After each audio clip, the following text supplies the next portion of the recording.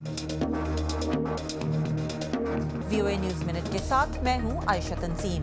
रूस ने मुतनब्बे किया है कि शाम पर फौजी हमले के नताइज खित्ते के लिए तबाहकुन होंगे, जबकि चीन ने कीमियाई हथियारों के मामले को तहम्मुल से हल करने पर जोर दिया है। अमरीका और कई यूरोपीय ममालिक का कहना है कि शाम की हुकूमत ने कीमियाई हथियार इस्तेमाल किए हैं और उसे सजा मिलनी चाहिए।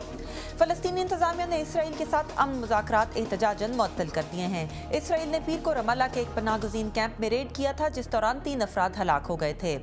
अक़वाम मुत्तहिदा का कहना है कि वो अमरीकी हुकूमत से इन इल्ज़ामात का जवाब तलब करेगी कि NSA ने अक़वाम मुत्तहिदा के न्यूयॉर्क में वाक़ हेडक्वार्टर्स के कम्युनिकेशन के निज़ाम को हैक करके सिफारती वीडियो कॉन्फ्रेंसों को रिकॉर्ड किया है।